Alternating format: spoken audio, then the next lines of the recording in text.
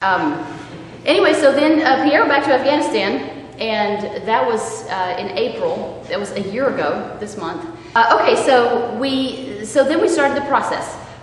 Shots, lots and lots and lots of shots. And my husband gave me the shots, and he was a real sport about it, especially when I had big ugly bruises on my arms, and I would say, he hit me. Because it was easier, and that's what everybody was thinking anyway. Then we reached a point where we just had to, I was just in a holding pattern. I was ready, and they just had me, I was basically rendered menopausal, which is what they do. And I was waiting on the egg donor, and she was taking a longer time, which was not her fault, even though at the time, all hormonal, I was like, hurry up! But I had to wait for her to be ready so that they could do the retrieval. And it reached a point where it was just, they were going to call me any minute, and I had to be ready to get on a plane.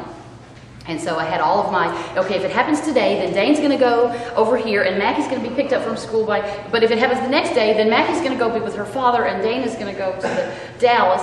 So, well, we had it all worked out, and then the call came, and it was actually on the 4th of July that we flew. I basically laid in bed for 2 days, and Pierre called me to wish me luck, but at the point when he called me, I had already had the implant. And so that was a really neat moment for me. He just squealed like a little girl.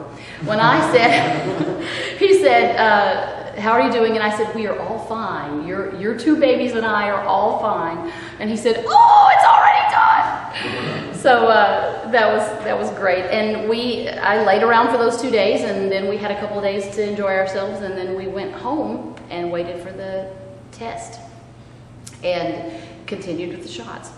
Then I went for the blood test, and the number was so high that they were saying it's really probably twins. And yes? How did you deal with the shots? Any advice with the long, big needles? Don't look.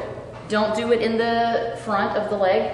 Let somebody get you in the rear, because if you don't see it, it's not that bad.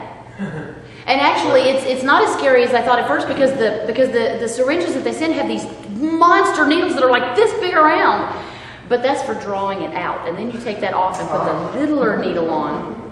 And if you've looked first at the big one, then the other big one doesn't look so big. But it's still very so, but I just say don't look, because for the first round, it's just the subcutaneous little short needle right here. It feels like a mosquito bite. It can make a really big ugly bruise, but it really doesn't hurt.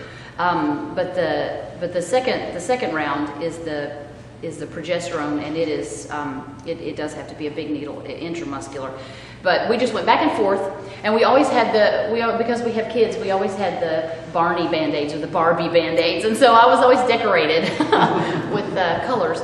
Really, the worst part of that process was the suppositories. That was just like the classic adding insult to injury. Not only do I have to have shots, but I also have to do these 2 monster horse suppositories every day. And that was the worst part for the first trimester. I had to do that, and like I said before, you're basically rendered menopausal. After that, you just stay. There's no period, there's no cycling at all.